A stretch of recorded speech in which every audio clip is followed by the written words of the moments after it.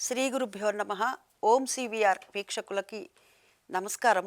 యాజమాన్యానికి, సిబ్బందికి, వీక్షకులకి అందరికీ కూడాను ముందుగా మహాశివరాత్రి పర్వదిన శుభాకాంక్షలు. ఆ పార్వతీ పరమేశ్వరుల అనుగ్రహం మనందరిపైన ఎల్లవేళలా ఉండాలని మనఃపూర్వకంగా కోరుకుంటున్నాను. వాగర్ధావివ సంపృక్తౌ వాగర్ధ ప్రతిపత్తయే జగతః పితరౌ వందే పార్వతీ పరమేశ్వరౌ. మహాశివరాత్రి పర్వదినం. ఈ పర్వదినాన్న మనం ఆచరించవలసినటువంటి విధి విధానాలు ఏమిటి? ఆ సదాశివుని యొక్క అనుగ్రహం మనపైన కలగాలి అంటే మనము ఎటువంటి కార్యక్రమాలని చేయాలి అనేటటువంటి విషయాన్ని మనం ఇప్పుడు తెలుసుకునే ప్రయత్నం చేద్దాం. మనకి ప్రతి మాసంలో కూడాను మాస శివరాత్రి అనేటటువంటిది వస్తుంది. అది మాస శివరాత్రి కానీ మహాశివరాత్రి కానీ కూడాను బహుళ పక్షంలో వచ్చేటటువంటి చతుర్దశి అంటే సూర్యోదయానికి ఉదయాన త్రయోదశి ఘడియలుండి ప్రదోషానికి గనక చతుర్దశి గడియలు ఉన్నట్లయితే గనక దాన్ని మాస శివరాత్రిగా మనం పరిగణలోకి తీసుకుంటాం. అయితే మరి మహాశివరాత్రికి ఉదయము త్రయోదశి గడియలు ఉండి అంటే లింగోద్భవ సమయానికి అంటే సుమారుగా 11 గంటల 30 నిమిషాల తర్వాత నుంచి 12 గంటల 30 నిమిషాల సమయం వరకు కూడా లింగోద్భవ కాలంగా చెప్తారు. ఈ సమయానికి చతుర్దశి ఘడియలు కనుక ఉన్నట్లయితే దాన్ని మనం మహాశివరాత్రిగా పరిగణలోకి తీసుకుంటాము. అంటే ఇది ఎప్పుడు వస్తుంది అంటే 28వ రోజు వస్తుంది ప్రతి మాసంలో కూడాను. ప్రతి మనిషిలో కూడాను 24 తత్వాలు ఉంటాయి. జ్ఞానేంద్రియాలు 5, కర్మేంద్రియాలు 5, అదేవిధంగా తన్మాత్రలు శబ్ద స్పర్శ రూప రస గంధములు, అంతఃకరణములు, మనసు బుద్ధి చిత్తము అహంకారము, ఇవి మొత్తము కలిపితే 24. ఈ 24 తత్వాలు కూడాను ప్రతి మనిషిలోనూ ఉంటాయి. ఇక 25వ తత్వం ఏమిటయ్యా అంటే జ్ఞానము, 26 ఆత్మ, 27 పరమాత్మ, 28 విదేహ స్థితి, అదే శివలింగము. లింగము అంటే అర్థం ఏమిటి అంటే చిహ్నము, గుర్తు అని అర్థము. అంటే ఆ విదేహ స్థితికి చేరేందుకు అనువైనటువంటి రోజుగా చెప్పేటటువంటిదే ఈ మహాశివరాత్రి. ఈ మహాశివరాత్రి రోజున సూర్యోదయానికి పూర్వమే లేచి చక్కగా కుదిరితే ఏదైనా సముద్ర స్నానం కానీ నదీ స్నానం కానీ చేయటము విశేషము. ఎందుకనయ్యా అంటే మనకి ఆకామావయ్య అని చెప్పటం జరిగింది. అంటే ఆషాఢ కార్తీక మాఘ వైశాఖాల్లో గనక సముద్ర స్నానం కానీ నదీ స్నానం కానీ చేసినట్లయితే విశేషమైనటువంటి ఫలితం లభిస్తుంది అని చెప్తారు పెద్దలు. సరే, ఇక కుదిరితే చేస్తారండి, చేయని వాళ్ళ పరిస్థితి ఏమిటండి అంటే కుదిరితే ఏదైనా సరే నదీ స్నానం, సముద్ర స్నానం, తటాక స్నానం, బావి స్నానం ఇవన్నీ ఏమీ కుదరదా అనుకున్న పక్షంలో మన ఇంట్లో మనమే గంగని తలుచుకుంటూ గంగ గంగ గంగ అని తలుచుకుంటూ ఆ గంగ దగ్గరికి వెళ్ళి కాశీ వెళ్ళి మనం స్నానం చేస్తున్నట్టుగా లేకపోతే రామేశ్వరం వెళ్ళి స్నానం చేస్తున్నట్టుగా భావన చేసి మన ఇంట్లోనే మనం చక్కగా స్నానాది కార్యక్రమాలని నిర్వర్తించుకొని ఇంట్లో పూజాది కార్యక్రమాలను నిర్వర్తించుకున్న తర్వాత పిమ్మట దేవాలయానికి వెళ్ళాలి. దేవాలయానికి వెళ్ళి దేవాలయాల్లో కూడా మనం గమనించుకోవలసినటువంటి విషయం, నేను ఎప్పుడూ చెప్పేటటువంటి మాట ఒక్కటే, అక్కడ ఉండేటటువంటి రద్దీని మనం దృష్టిలో పెట్టుకోవాలి. జనాలు ఉన్నారా, తొక్కిసలాట, ఒకళ్ళ మీద ఒకళ్ళు పడి చచ్చిపోతున్నామా బతికామన్నది కూడా చూడకుండా వెళ్ళేటటువంటి భక్తిని దాన్ని అసలైన భక్తి అని అనరండి, దాన్ని మూఢభక్తి అంటారు. మూఢభక్తిని ఏ భగవంతుడు కూడాను స్వీకరించడు, దాన్ని మనం దృష్టిలో పెట్టుకోవాలి. ఇక తర్వాత మన ఇంట్లో కానీ లేకపోతే ఏదైనా దేవాలయాల్లో కూడా అభిషేకం నిర్వర్తించాలి. పంచామృతాలతోనా లేకపోతే గనక మా దగ్గర అంతటి అవకాశం లేదండి అనుకున్నప్పుడు పత్రం పుష్పం ఫలం తోయం యోమే భక్త్యా ప్రయచ్యతే అన్నాడు భగవానుడు. పత్రము ఏం చెప్పారు? ఒక్క మారేడు దళాలను పెట్టమన్నారు. త్రిదళం త్రిగుణాకారం త్రినేచంచ త్రియాయుధం త్రిజన్మ పాప సంహారం ఏక బిల్వం శివార్పణం. ఒక్క బిల్వపత్రం ఇస్తే చాలయ్యా, సంతుష్టుడైపోతాడు ఆ పరమేశ్వరుడు. ఇక పత్రం, పుష్పం, ఏం పుష్పం ఇవ్వమన్నారు? ఒక్క తుమ్మి పువ్వు కానీ శంకు పువ్వు కానీ ఈశ్వరుడికి ఇమ్మంటారు. తోయము అంటే దోసెడుతో నీళ్లు పోయమని చెప్తారు. తోయది అంటే సముద్రం అండి, తోయము అంటే దోసెడుతో పోసేటటువంటి నీరుని తోయము అంటారు. ఇవన్నీ కంటే కూడా నేనేమి స్వీకరిస్తాను, ఇవన్నీ కూడా ఇచ్చేటటువంటి దాంట్లో నీకు భక్తి ఉందా లేదా అనేటటువంటిది చూస్తానని భగవంతుడే చెప్పాడు మనకి. కాబట్టి భక్తి అనేటటువంటి పుష్పాన్ని మనము త్రికరణ శుద్ధిగా స్వామికి అర్పించాలి. ఈ రోజున మనము లింగ రూపంలోనే ఈశ్వరుని ఆరాధిస్తాము. అయితే లింగ రూపంలో దాల్చటంలో ఉన్నటువంటి ఆంతర్యం ఏమిటయ్యా అంటే, దీని గురించి మనకి మహాభారతంలో కూడా కనపడుతూ ఉంటుంది. మహాశివరాత్రి ప్రస్తావన గురించి పద్మపురాణంలో కనపడుతూ ఉంటుంది. అంటే యుగ యుగాల నుంచి కూడాను ఈ మహాశివరాత్రి అనేటటువంటిది జరుపుకుంటున్నారని వీటి ద్వారా మనకి తెలుస్తోంది. చరిత్ర చెప్పేటటువంటి మాట కూడా అదే. ఇక ఈ రోజున చేయవలసినటువంటిది లింగ రూపంలో అని చెప్పుకున్నాం కదా. అసలు లింగము అంటే అర్థం ఏమిటంటే చిహ్నము, గుర్తు అని ఇందాకే మనం అనుకున్నాం కదా. అయితే లీయతే గమ్యతే ఇది లింగ అని చెప్పి మహాశివ పురాణంలోనిది వాక్యం ఇది. ఇక గ అంటే వెళ్ళటము అని అర్థము, లీ అంటే లీనమవ్వటము అని అర్థము. అందుకని లింగాన్ని ఎవరైతే గనక అభిషేకిస్తారో వాళ్ళకి ముక్తి మోక్షము అనేటటువంటిది లభిస్తుందని చెప్పకనే చెప్తోంది ఈ లింగానికి చేసేటటువంటి అభిషేకం ద్వారా అన్నమాట. సరే, లింగ రూపం దాల్చడానికి కారణాలు ఏమిటయ్యా అంటే, మనకి బ్రహ్మ విష్ణు మహేశ్వరుల యొక్క కథని చెప్తారు. అదేవిధంగా అనేక కథలు ప్రాచుర్యంలోనే మనందరికీ తెలిసినటువంటిది. భృగు మహర్షి రావటము, వచ్చిన తర్వాత ఆయన ఎవరిని కూడాను పట్టించుకోవట్లేదు. అది బ్రహ్మగారి దగ్గరికి వెళ్తే సరస్వతీదేవి వీణానాదం చేస్తోంది. వీణానాదం చేస్తుంటే ఆయన ఆనందంలో ఉన్నారు, నన్ను పట్టించుకోలేదని చెప్పి, అందుకు గాను నీకు భూలోకంలో గుడులు అనేటటువంటివి ఉండవు అని చెప్పి, అదేవిధంగా విష్ణువుకి తర్వాతనేమో ఈశ్వరుడి దగ్గరికి వెళ్తే ఈశ్వరుడికి కూడాను పార్వతీదేవితో తాండవం చేస్తున్నారట. ఆనందంతో ఉన్నప్పుడు తన ప్రమద గణాలందరితో కలిపి తాండవం చేస్తున్నారట స్వామి. చేస్తున్నప్పుడు చూడలేదట. చూడకపోతే నాయనా నువ్వు కూడా నన్ను చూడలేదా అని చెప్పి, అప్పుడు నీకు భూలోకంలో లింగ రూపంలోనే కార్యక్రమాలు అంటే అభిషేకాది కార్యక్రమాలు కానీ పూజలు కానీ అందుకుంటావు అని చెప్పి భృగు మహర్షి చెప్పాడని చెప్తూ ఉంటారు. అయితే బ్రహ్మగారు విష్ణువు వీరిద్దరూ, ఇది ఒక కథ. ఇంకొక కథ ఏమిటయ్యా అంటే, బ్రహ్మ విష్ణువులు ఇద్దరూ కూడాను ఒక రోజున నేను గొప్ప అని ఇద్దరూ కూడా అనుకుంటూ ఉన్నారట. అనుకుంటూ ఉన్నప్పుడు తరుణంలో, సరే అయితే నాయనా ఈశ్వరా నువ్వు వచ్చావా, రాయనాయనా మాలో ఎవరు గొప్ప నువ్వు చెప్పయ్యా అని చెప్పి పరమేశ్వరుని బ్రహ్మగారు అడిగారట, విష్ణుమూర్తి అడిగారట. అడిగితే అప్పుడు అందులో నుంచి వచ్చినటువంటి రూపమే స్థాణువుగా లింగ రూపము, అదే అగ్నిలింగం అని చెప్తారు. అదే మనకి అరుణాచలంలో ఉన్నటువంటి అగ్నిలింగం అని పెళ్ళ అంటూ అగ్నిలింగ రూపంలో స్వామి ఉద్భవించారని చెప్తారు. సరే నాయన మీలో ఎవరు గొప్ప అని చెప్పాలంటే మీరు నా ఆది అంత్యాలు కనుక్కోమని చెప్పారట. అప్పుడు బ్రహ్మగారు చెప్పారట, సరే అయితే నేను చెప్పిన హంసవాహనం తీసుకొని ఆకాశం వైపుకు వెళ్ళారట. విష్ణుమూర్తి వరాహ రూపం దాల్చి భూగర్భంలోకి వెళ్ళటం జరిగిందని చెప్తారు. ఎందుకని వరాహ రూపం దాల్చారు అంటే, తెలుసుకోవాలంటే కూరలు ఉండాలి కదా అని చెప్పి వరాహ రూపం దాల్చారు. లేకపోతే వరాహ రూపం దాల్చాల్సిన పరిస్థితి ఆయనకు ఎందుకయ్యా అనంటే తెలుసుకోవటం కోసమని ఈ విధంగా వాళ్ళిద్దరూ చూసి వచ్చి, నాయన నీ ఆది అంచాలని మేము కనుక్కోలేకపోయినాము అని చెప్తారట. ఆ మధ్యలో కనుక్కోవటానికి వీళ్ళిద్దరికీ కూడా బ్రహ్మగారికిను విష్ణువుకి కూడాను ఆ మొగలి పువ్వును అదేవిధంగా కామధేనువు కూడాను వారిద్దరికీ కూడాను సాక్ష్యం చెప్తుందని, ఆ సాక్ష్యం చెప్తున్నప్పుడు అబద్ధపు సాక్ష్యం చెప్పారని చెప్పి, మొగలి పువ్వుకి భూలోకంలో అంటే ముఖ్యంగా ఈశ్వర పూజకి పనికిరాదు అని చెప్పి, అదేవిధంగా గోవు కూడా ఏం చెప్పిందట, గోమాత కూడాను ముఖంతో అవును అని ఇట్లా అని పృష్ఠభాగం తోకతో లేదని ఇట్లా చెప్పింది. అందుకని గోమాతకి కూడాను పృష్ఠభాగానికే మనం పూజ చేస్తాము. ఇలా అనేక కథలు మనకి ప్రాచుర్యంలో ఉన్నాయి. అయితే ఈశ్వరుడు యొక్క లింగ రూపంలో ఉన్నటువంటి ఆంతర్యం ఏమిటి, అదే శివతత్వము. అంటే ఆ శివతత్వాన్ని మనం పట్టుకోవాలి. శివుడు చేతిలో ఏముంటుందండి, త్రిశూలం ఉంటుంది. అదేవిధంగా ఏముంటుంది, ఢమరుకం ఉంటుంది. ఈ త్రిశూలం దేనికి సంకేతం అంటే కాలానికి సంకేతము.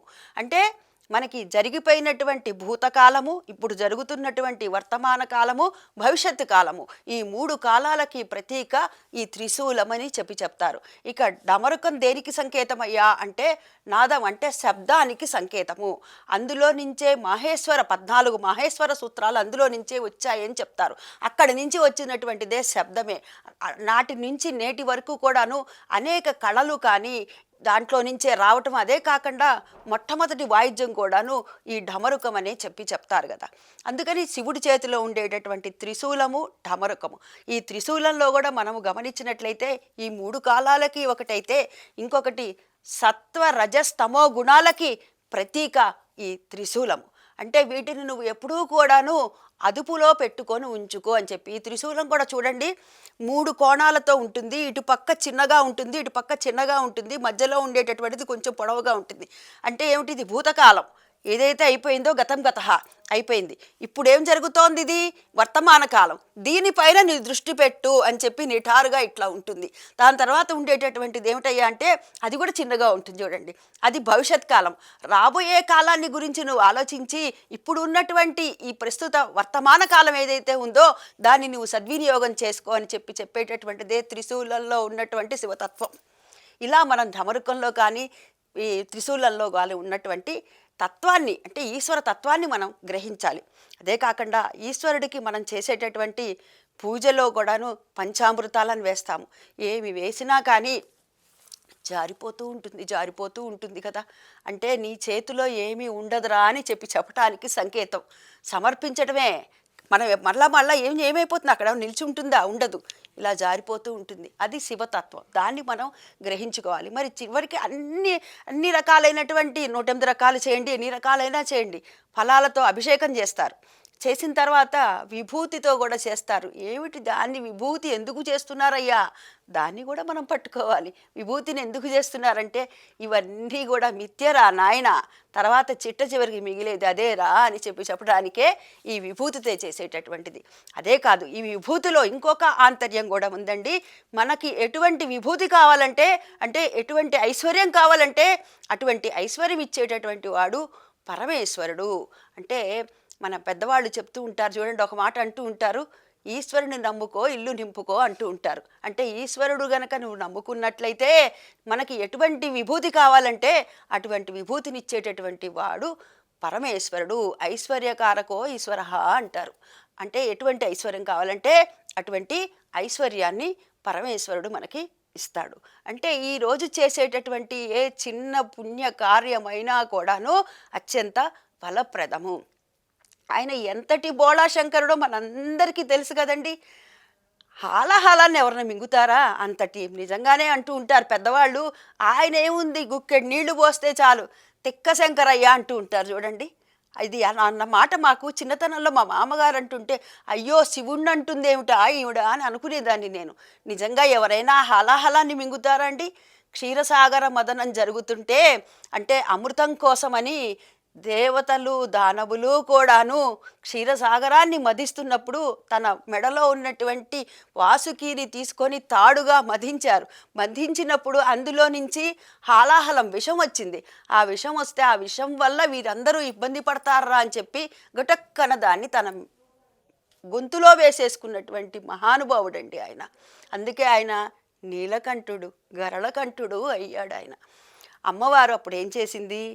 తన మాంగళ్యాన్ని ఇలా అడ్డుపెట్టి గొంతు దగ్గర పెట్టిందని చెప్తారు. అందుకనే ఆ రోజున తెల్లవార్లు కూడాను జాగరణ చేయటంలో ఉన్నటువంటి ఉద్దేశం ఇది. ఈ రోజున ఎవరైతే గనక స్నానం చేస్తారో దానం చేస్తారో, మరి దానం ఏం చేయాలండి అంటే అన్ని దానాల్లోకి మిన్న అన్నదానం అని చెప్తారు. ఎందుకని? మనం ఎవరికైనా ఒక 10 రూపాయలు ఇచ్చామనుకోండి, అబ్బా 10 రూపాయలే ఇచ్చారు, ఇంకో 10 ఇవ్వచ్చుగా, 20 ఇస్తే బాగుండేదిగా అనిపిస్తుంది. అది మానవ సహజం ఎవ్వరికైనా కానీ. అదే ఒక కాటన్ చీర పెట్టారనుకో, వీళ్ళు దుంపల దగ్గర వీళ్ళు కాటన్ చీర పెట్టారు, ఒక పట్టు చీర పెట్టచ్చుగా అనిపిస్తుంది. అదే ఒక చిన్నది ఏదో ఒక 10 రూపాయలది ఒక గిఫ్ట్ ఇచ్చారనుకోండి, ఉన్నాయిగా 100 రూపాయలు ఇవ్వచ్చుగా అనిపిస్తుంది. అదే ఎవరైనా మనకు భోజనం పెట్టారనుకోండి, అమ్మో కడుపు నిండిపోయింది, మిష్టాన్న భోజనం పెట్టారు, తృప్తిగా ఉంది అంటారు. అంటే అందుకని అన్ని దానాల్లో కల్లా అన్నదానం మిన్న అనేటటువంటి మాట అన్నది ఆంతర్యం ఇది. ఈ రోజున అన్నదానం ఎవరికైతే అయితే మీరు ఇప్పుడు నన్ను అడగచ్చు ఓ ప్రశ్న, ఏమంటే ఈరోజు అన్నదానం చేయమంటున్నారు, ఈరోజు ఉపవాసం కదా మరి అని అడగచ్చు. ఎవరికైతే అన్నార్తులు ఉంటారో అంటే ఆకలితో ఉన్నటువంటి వాళ్ళు, ఎవరు ఉపవాసం ఉండేది? ఉపవాసం అంటే ఏమిటి అసలు? ఉప అంటే దగ్గర, ఆవాసం అంటే ఉండటం. ఎవరికి దగ్గరగా ఉండటము అంటే భగవంతునికి దగ్గరగా ఉండటము. అంటే శివనామముతో ఏదో ఒకటి లింగాష్టకం చదువుకుంటారా, బిల్వాష్టకం చదువుకుంటారా, లేకపోతే శివ అష్టోత్తరం చదువుకుంటారా, ఏది చదువుతారో అది మీ ఇష్టం, మాకు ఇవేవి రావండి అంటూ ఉంటారు కొందరు. ఏం పర్వాలేదు. శివ, శంకరుడు, శం అంటే శుభము, కరుడు అంటే కలుగ చేసేటటువంటి వాడు. శివ అంటేనే మంగళము అని అర్థము. శివ శివ శివ అన్నా చాలు. ఇవాళ మన చేతుల్లో, అందరి చేతుల్లో కూడాను సెల్ ఫోన్లు ఉన్నాయి, చరవాణి ఉంది కదా, దాంట్లో పెట్టుకొని విన్నా కూడా తత్ఫలితమా. మనం ఏదైతే గనక వినాలి, పూజ చేయాలి అని అనుకుంటున్నామో అదంతా కూడా వినటం వల్ల కూడా, ఎందుకని మనకి నవవిధ భక్తుల్లో చెప్పబడింది కదా, శ్రవణం, కీర్తనం, స్మరణం, పాదసేవనం, అర్చనం, దాస్యం, సఖ్యం, ఆత్మనివేదనం చెప్పబడింది కదా. అందులో మొట్టమొదటి ఏం చెప్పారు? శ్రవణం, వినటం చెప్పారు కదా. కాబట్టి తత్ఫలితమే వస్తుంది. ఎవరికి ఎలా అవకాశం ఉంటే వారు శివనామముని ఈ రోజున ఎక్కువ సార్లుగా జపిస్తూ ఉండండి. అది ఉపవాసం యొక్క అర్థము. అయితే శరీరమాధ్యం కడుధర్మ సాధనం. మన శరీరం ఎంతవరకు సహకరిస్తే అంతవరకు మనము ఉపవాసం అనేటటువంటిది ఉండవచ్చు. అయితే ఇవాళ ఎందుకు ఈ మాట అంటున్నానంటే, ఇవాళ అందరికీ కూడాను మనం తినేటటువంటి ఆహారం వల్ల చిన్న పిల్లల దగ్గర నుంచి పెద్దవాళ్ళ వరకు కూడాను ఏదో ఒక అనారోగ్య సమస్యలు అనేటటువంటివి ఇబ్బంది పెడుతున్నాయి. బీపీలు, షుగర్లు, థైరాయిడ్లు ఈ విధంగా ఇబ్బంది పెడుతున్నాయి. కాబట్టి ఎంతవరకు సహకరిస్తే అంతవరకు. అంటే మంటలేని వంటలు చాలా ఉన్నాయి. ఆ మంటలేని వంటలు అంటే పచనం చేసిన, వండినవి కాకుండా మిగతావి ఏవైనా సరే, పండ్లు, ఇలా పచ్చి కూరలు తినండి, పళ్ళు తినండి. మీరు ఇవాళ చెప్పాలంటే ఆధునికంగా సలాడ్స్ అంటుంటారు కదా, అలాంటివి చేసుకొని తినండి. కొంతమంది ఈ ప్రాంతాచారాన్ని బట్టి గమనించినట్లయితే ఈ చిలకడ దుంపలు లాంటివి కూడా తింటూ ఉంటారు కొన్ని ప్రాంతాల వాళ్ళు. అది ఎందుకు తింటారయ్యా ప్రత్యేకంగా ఈ రోజునే అని అంటే, ఈ ఆహారంలో దీంట్లోని కూడా జత చేయడానికి రోగనిరోధక శక్తిని పెంచుతుంది, జీర్ణ వ్యవస్థని మెరుగుపరుస్తుంది, కంటి చూపుని పెంచుతుంది. అదే కాకుండా షుగర్ లెవెల్స్ ఏవైతే ఉన్నాయో దానంతా కూడా కంట్రోల్లో ఉంచుతుంది. అందుకని చెప్పి కూడా దీన్ని ఆహారంలో చేర్చుకోమని అంటూ ఉంటారు. అయితే ఇది అన్ని ప్రాంతాల వారికి ఉందని నేను చెప్పను. ఎందుకంటే మనకు అనేక ఆచారాలు ఉన్నాయి. ఇంటి ఆచారం, దేశాచారం, కాలాచారం, ప్రాంతాచారం ఉన్నాయి కదా. ఇది ప్రాంతాచారం కింద మనం చెప్పుకోవచ్చు. ఈ విధంగా ఎవరికి అవకాశం ఉన్న దాని ప్రకారంగా వారు ఉపవాసం ఉండండి. అదేవిధంగా జాగరణ చేసేటప్పుడు కూడా ఏదో పిచ్చి సినిమాలు చూడకుండా దేవుళ్ళకి సంబంధించినటువంటివి సినిమాలు నాకు తెలిసి ఇవాళ మన టీవీ ఛానల్స్ వాళ్ళందరూ కూడాను వేస్తూ ఉంటారు. అలా చూడండి. లేకపోతే మన ఇంటి దగ్గర ఉన్నటువంటి దేవాలయాలు ఉంటాయి. ఆ దేవాలయాల్లో కనుక గమనించినట్లయితే మహన్యాసపూర్వక ఏకాదశి రుద్రాభిషేకం చేస్తారు. నేను ఎప్పుడూ చెప్తూ ఉంటాను, మాకు ఆరగ్రహారం శివాలయం గుంటూరులో కూడా మాకు రాత్రి 9 గంటలకి మహన్యాసపూర్వక ఏకాదశి రుద్రాభిషేకం మొదలవుతుంది. మొదలైన తర్వాత దాదాపుగా అది లింగోద్భవ కాలం సమయం తర్వాత 1:30-2 గంటల వరకు ఆ అభిషేకం జరుగుతుంది. ఆ అభిషేకం అయిపోయిన తర్వాత ఒక అర్ధగంట వాళ్ళు మధ్యలో బ్రేక్ తీసుకొని తర్వాత ఏం చేస్తారు, 2:30 నుంచి మళ్ళా శాంతి కళ్యాణం చేస్తారు. శివపార్వతులకి కళ్యాణం జరుపుతారు. అంటే తెల్లవారిపోతుంది అనమాట జాగరణ. ఇలాంటివి మనము చేయగలిగితే మనం చేయించుకోవటం, అందులో పాల్గొనటం. అంటే ఉదాహరణకి మన దగ్గర శక్తి ఉంది, అప్పుడు మృత్తికాలింగం తీసుకొని మన ఇంట్లో, అంటే పుట్టమన్నును తీసుకొని లింగం తయారు చేసుకొని మన ఇంట్లో మన అభిషేకం చేసుకోవటం. మనకి అటువంటి పరిస్థితి లేదనుకున్నప్పుడు అలా ఏదైనా సరే మన ఇంటి దగ్గర దేవాలయం ఉంటే దేవాలయం వారికి మన గోత్రనామాల మీద ఇంతని రుసుము కడితే వాళ్ళు చేస్తారు. ఏమండి, ఈశ్వరుడు నాకు ఆ శక్తి కూడా ఇవ్వలేదండి ఈ సంవత్సరము అనుకున్న పక్షంలో మనము వెళ్ళి మనస్ఫూర్తిగా భగవంతుడిని కనుక ఆ ఈశ్వరుడికి జరిగేటటువంటి అభిషేక కార్యక్రమాలన్నీ కనుక చూసినట్లయితే అది కూడా మంచి ఫలితం వస్తుంది. వచ్చే సంవత్సరం కల్లా మనం కాదు, మనలాంటి వాళ్ళు ఇంకా 10 మందికి చేయించుకోవటం మీకు ఏమన్నా ఇబ్బందా, నేను ఇస్తాను అనేటటువంటి పరిస్థితి ఈశ్వరుడు మనకి కలిగిస్తాడనమాట. అంటే మనకి ఎంతవరకు అవకాశం ఉంటే అంతవరకు, ఇంట్లో కుదిరితే ఇంట్లో, లేని పక్షంలో దేవాలయాల్లో అనే సరే. ఏమండి, మరి కొంతమంది ఇళ్లలో ఒప్పుకోరండి, మరి ఇంట్లోనే కూర్చుంటామండి. ఇంట్లోనే కూర్చోండి, తప్పేం లేదు.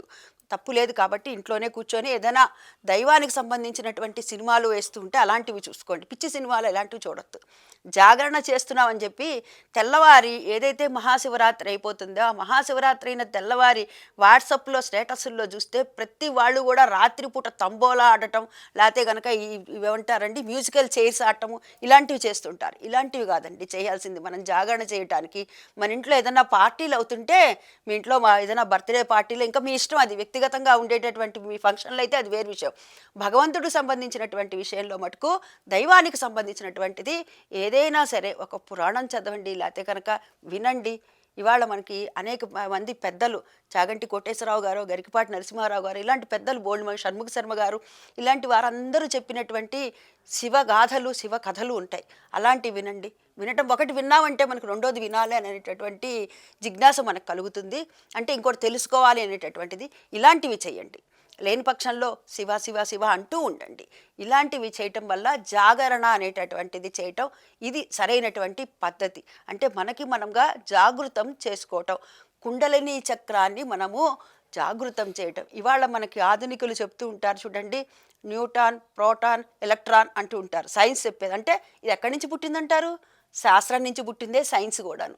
దాన్ని మనం అంగీకరించడానికి ఇంతకాలం పడుతోంది. ఇప్పటికీ కొంతమంది అంగీకరించడం అనుకోండి, అది వారి విషయం, వ్యక్తిగత విషయము. అయితే ఇవాళ శంఖంలో వస్తే కానీ తీర్థం కావట్లే మనకేది కూడాను. స్వామికి సమర్పించేటటువంటి ఈ దళాలు కానీ ఇవి కానీ, ఇక్కడ దళాలంటే ఇక్కడ ఇంకో విషయం కూడా చెప్పుకోవాలండి. ఈ రోజున చాలామంది నన్ను అడుగుతుంటారు, ఏమండి తులసి దళాలని స్వామికి సమర్పించకూడదుట కదా మరి అంటూ ఉంటారు. ఎవరికి? ఈశ్వరుడికి. అది ఎవరికి చెప్పారు? అది సమర్పించకూడదు అనేటటువంటిది గణపతికి చెప్పబడింది. అంటే ఈయన కూడా శివ కుటుంబంలోని వారే కదా, అందుకని చేయకూడదని మేము చేయమండి అంటుంటారు. అది చాలా తప్పండి. మనకి పంచబిల్వాలు అనేటటువంటి మాట చెప్పబడుతుంది. శివుడికి నిజంగా తులసి దళాలను కూడా సమర్పించాలి అని చెప్పి పెద్దలు శాస్త్రం చెప్పేటటువంటి మాట. తులసి బిల్వ నిర్గుండి జంభీ ఆమలకం తథా పంచబిల్వ మితిఖ్యాతం ఏకబిల్వం శివార్పణం. అంటే ఈ పంచబిల్వాలు ఏవైతే ఉన్నాయో తులసి, బిల్వ, నిర్గుండి, జంభీర, ఆమలకము, ఈ 5 కూడాను ఖచ్చితంగా స్వామికి మనకు కుదిరినట్లయితే సమర్పించాలి అని చెప్తారు. అదేవిధంగా ఇంకొకటి, ఇది పంచబిల్వాలు, అష్టబిల్వాలు కూడా చెప్పబడింది. అష్టబిల్వాల్లో కూడా గమనించినట్లయితే మనకి తులసే ఉంటుంది మొట్టమొదట. తులసి ఏమిటయ్యా? యన్మూలే సర్వదేవతాని యన్మధ్యే సర్వతీర్థాని యదాగ్రే సర్వ వేదాచ్చ తులసి త్వాం నమామిహం. సర్వదేవతలు, సర్వతీర్థాలు, సర్వవేదాలు ఉన్నటువంటిదే తులసీమాత కదా. మరి ఆ అమ్మవారిని సమర్పించడానికి ఈ చాలామందికి ఎందుకు సందేహం వచ్చింది అనే దానికి కూడా నేను ఇంత క్రితం చెప్పాను. ఇంకా కొంతమంది అడుగుతుంటారు, ఏమండి శివ కుటుంబంలో వాళ్ళను, శివ కుటుంబానికి పెద్ద కదండి, మరి కొడుకు నచ్చబోతే తండ్రి, అది ఎవరి వరకు అనంటే అది తులసి అమ్మవారికి గణపతి ఇచ్చినటువంటి శాపం వల్ల. అంటే నువ్వు ఒక రాక్షసుడిని జన్మలు అంటే ఎందుకు వచ్చింది అసలు అంటే, అక్కడ శుక్లాంబరధరం అని చెప్పి ఒక ముని తన శిష్యులకు అందరికీ చెప్తూ ఉంటే, విష్ణు శుక్లాంబరధరం విష్ణు అని ఉంది కదా. ఆవిడకేంటి, భూలోకంలో ఉన్నటువంటి లక్ష్మీమాతకి ఈ విష్ణుమూర్తిని వివాహం చేసుకోవాలి అనేటటువంటి జిజ్ఞాసతో ఉంది కాబట్టి విష్ణు అనేసరికి ఈయనే విష్ణు అనుకుంది ఆవిడ. పట్టుకోవడం వల్ల నేను కాదని చెప్పి అప్పుడు శాపం ఇవ్వటం జరిగింది. నీకు పూజ ఉండదు అంటే, కాదు నాయనా అని అడిగితే అప్పుడు రాక్షసుడిని వివాహం చేసుకుంటావు అని అనటం జరుగుతుంది. మరి విష్ణువుకు ప్రీతిగా కూడా ఉంటావు అని అలా వరం తీసుకోవటం జరుగుతుంది. ఈ కలియుగం అయ్యేంత వరకు కూడాను నువ్వు భూలోకంలో ఉంటావు అని చెప్పి కూడాను ఆ విధమైనటువంటి వరాలు తీసుకోవటం జరిగింది. అసలు విషయం మనకు తెలియకుండా మనం ఏదో కొంచెం తెలుసుకుంటాము. అంటే మిమ్మల్ని అంటలేదులేండి, నాలాంటి విడివిడి జ్ఞానికులు అంటున్నాను నేను. అలా తెలుసుకోవటం వల్ల ఏమవుతుందంటే, పూర్తిగా పెద్దల ద్వారా మనం తెలుసుకోవాలి. తెలుసుకోకపోతే కొన్ని పెట్టవలసినవి పెట్టము. ఎందుకు పెట్టమన్నారు ఇవన్నీ కూడా అంటే, ఈ ఋతువుకు సంబంధించినటువంటివి బిల్వాలు ఇవన్నీ కూడా. వీటిని స్పృశించటం వల్ల మనకి రాబోయేటటువంటి ఈ ఋతువుకి, వాతావరణంలో వచ్చేటటువంటి మార్పులు ఏవైతే ఉన్నాయంటే, చలి తగ్గి ఏమవుతుంది, చలి ఎప్పటితో పోతుందండి అంటే, మన రథసప్తమి నాడు ఏమంటారు, రథాలు తిరిగినాయి అంటూ ఉంటారు కదా. శివరాత్రితో ఏమంటారు, శివరాత్రితో శివ అంటూ చలి వెళ్ళిపోయింది అంటారు. అంటే తర్వాత వచ్చేటటువంటిది వేసవ కాలం. ఆ వేసవ కాలానికి సంబంధించినటువంటి ఆరోగ్యం కోసమని మన పెద్దవాళ్ళు ఇవన్నీ కూడాను ఏర్పాటు చేశారు. దాన్ని మనము దృష్టిలో పెట్టుకోవాలి. ఇవి పంచబిల్వాలు ఇందాక మనం చెప్పుకున్నాము. ఇక అష్టబిల్వాలు ఏవైతే ఉన్నాయో వాటి గురించి కూడా తెలుసుకుందాం. తులసి బిల్వ నిర్గుండి అపామార్గ కపిద్ధకో శమీచామలకం దూర్వ అష్టబిల్వ ప్రకీర్తిత. ఇవి 8 రకాలైనటువంటి బిల్వాలు. ఇందులో కూడా చూడండి, మొట్టమొదట తులసే ఉన్నది. తులసి, మారేడు, వావిల, ఉత్తరేణి, వెలగ, జమ్మి, ఉసిరి, గరిక, ఈ మొత్తం 8ంటిని కూడాను స్వామికి సమర్పించాలి అని చెప్తారు. ముఖ్యంగా పెద్దవాళ్ళు చెప్తూ ఉంటారు చూడండి, ఈ గరికని నీళ్లతో కలిపి అభిషేకం చేసినట్లయితే వారికి సంతానం కలుగుతుంది ముఖ్యంగా. అందుకని చెప్పి అంటే ఈ 8 వల్ల 8 లాభాలు ఉన్నాయి మనకి. ఒక్కొక్క దాని వల్ల ఒక్కొక్క లాభం ఉంది. అందుకని 8 రకాలైనటువంటి బిల్వాలని కూడాను స్వామికి సమర్పించాలి. ఇంకో కొంతమంది దగ్గర ఈ మధ్య వింటూ ఉంటామండి, ఏమండి శివాలయంకి వెళ్తున్నాము, ఈ శివాలయంకి వెళ్ళినప్పుడు శివుడికి సంబంధించినటువంటి ప్రసాదం మహాశివరాత్రి రోజు తెచ్చుకోవచ్చా, మిగతా రోజుల తెచ్చుకోకూడదు కదా అని అడుగుతున్నారు. మహాశివరాత్రి రోజు తెచ్చుకోవడం, మిగతా రోజుల్లో తెచ్చుకోకపోవటానికి గల కారణం ఏంటి? రోజు శివాలయం, అది మహాశివరాత్రి రోజు కూడా శివాలయమే కదా, అదేమి వేరే ఆలయం అయిపోదు కదా. అంటే ఇది ఎక్కడి నుంచో వస్తూ ఉంటుంది. ఎందుకని? దీనికి కూడా కారణము అక్కడ నిర్మాల్యం ఏదైతే ఉందో ఆ నిర్మాల్యానికి అంతటికీ కూడా అధికారం ఎవరికి ఇవ్వబడింది? చండీశ్వరుడికి. చండీశ్వరుడికి ఎందుకు ఇచ్చారంటే, చండీశ్వరుడు పరమేశ్వరుని అడగటం వల్ల చండీశ్వరుడికి పరమేశ్వరుడు ఇచ్చినటువంటి వరం. అందుకని మనం సోమసూత్రం పక్కనే ఉంటాడు చండీశ్వరుడు. ఆయన ఎప్పుడూ కూడాను యోగముద్రలో, ధ్యానముద్రలో ఉంటూ ఉంటారు. అంటే ఎప్పుడూ కూడా ఈశ్వరుని గురించి ఇలా తపస్సు చేస్తూ ఉంటారు. అందుకని మనం ఏం చేయాలి? ఇప్పుడు నేనే ఉన్నాను అనుకుందామండి, కళ్ళు మూసుకొని ఉంటాను, నాకు తెలియదు కదా పక్కనున్న వాళ్ళు, ఇట్లా అంటే నేను పలుకుతాను కదా. లేకపోతే నేను కళ్ళు మూసుకుంటే పక్కన ఉన్న వాళ్ళు నుంచున్నా గంట నుంచున్నా నాకు తెలియదు కదా. అందుకని మన పెద్దవాళ్ళు ఏం చెప్తారు? అక్కడికి వెళ్ళి చండీశ్వరుడి దగ్గర చిటికలు వేయమంటారు. అందుకని ఆయన చిటికల చండీశ్వరుడు అంటారు. కానీ చాలామంది అంటూ ఉంటారు, ఏమిటో ఆయనకి చెవుడుటగా అంటూ ఉంటారు. ఆయనకి చెవుడు లేదు, లేనిది కానీ కూడా మనం ఆపాదించేస్తూ ఉంటాం. ఆయనకి చెవుడు వల్ల కాదు, ఆయన ధ్యానంలో, చండీశ్వరుడు ఈశ్వరుడు యొక్క ధ్యానంలో ఉండటం వల్ల, ఆ ధ్యాన ముద్రలో ఉండటం వల్ల స్వామిని మనం ఇలా చిటిక వేయటం వల్ల కళ్ళు తెరిచి చూస్తారు. నాయనా, నేను కొబ్బరికాయ కొట్టాను, ఒకటి అక్కడ వదిలిపెట్టాను, ఇంకోటి నేను ప్రసాదం తీసుకెళ్తున్నాను, ఎందుకంటే నేను ఇక్కడ తీసుకున్నాను, కానీ నా కుటుంబ సభ్యులు ఉన్నారు కదా, నా ఇంట్లో ఉన్నటువంటి, మా ఇంట్లో ఎవరైతే పెద్దవాళ్ళు ఉన్నారో ఆ పెద్దవాళ్ళు, బాలింతలో, పసిపిల్లలు ఎవరో ఉన్నారు కదా, వారి కోసం నేను ప్రసాదం తీసుకెళ్తున్నాను అని చెప్పి మనసులో ఈ ప్రసాదం తీసుకెళ్తున్నానని చెప్పి తీసుకెళ్ళాలి. అంతేగాని అట్లా శివాలయాల్లో గమనిస్తూ ఉంటాం చాలా చోట్ల అక్కడ ధ్వజస్తంభం దగ్గర పెట్టడం, లేకపోతే ఆ గుమ్మం దగ్గర పెట్టడం, ఆ మెట్ల దగ్గర పెట్టడం, ఇలాంటివి చేస్తూ ఉంటారు. అవి చాలా దోషము. అంటే ఈశ్వర ప్రసాదాన్ని మనం తిరస్కరించినటువంటి వాళ్ళం అవుతాము. కాబట్టి ఆయనకు చూపించి మనము తీసుకొని వెళ్ళాలి. ఏ రోజు అయినా అంతే, మహాశివరాత్రి రోజు అయినా సరే. మహాశివరాత్రి రోజున కొన్ని దేవాలయాల్లో గమనిస్తే మనం అన్నప్రసాదాలు కూడా పెడుతూ ఉంటారు. కొన్ని దేవాలయాల్లో అన్నంకి భిన్నంగా ఉండేటటువంటి రవ్వ ఇత్యాది వాటితో చేసేటటువంటి ప్రసాదాలు పెడుతూ ఉంటారు. ఏదైనా సరే ప్రసాదం మటుకు నిరాక్షేపణగా తీసుకొని చూపించి వెళ్ళాలి. అదే మళ్ళా కూర్చొని వెళ్ళేటప్పుడు మటుకు ఇలా దులుపుకొని వెళ్ళమంటారు. ఎందుకయ్యా అలా దులుపుకొని వెళ్ళమంటారు అంటే, ఈ రేణువులు ఉంటాయి కదా, అవన్నీ కూడా మనతో వస్తాయి. అదే మళ్ళీ విష్ణాలయానికి వెళితే, వేరే ఆలయానికి వెళ్తే ఈ నియమం లేదు, శివాలయానికి వెళితే మాత్రమే. ఏమండి, ఈ రేణువులు ఏవైతే ఉన్నాయి నాతో వస్తున్నాయని మనం చండీశ్వరుడికి చెప్పలేము కదా. అందుకని చెప్పి ప్రసాదాలను మటుకు చూపించి స్వామికి తీసుకొని వెళ్ళాలి. ఈ విధంగా స్వామిని ఎవరైతే గనక వారికి శక్తానుసారంగా దర్శిస్తారో, పూజిస్తారో, అభిషేకిస్తారో వారికి ఆ పార్వతీ పరమేశ్వరుల యొక్క అనుగ్రహం తప్పక కలిగి తీరుతుంది. మరొక్కసారి సివిఆర్ ఓం వీక్షకులందరికీ కూడాను మహాశివరాత్రి పర్వదిన శుభాకాంక్షలు.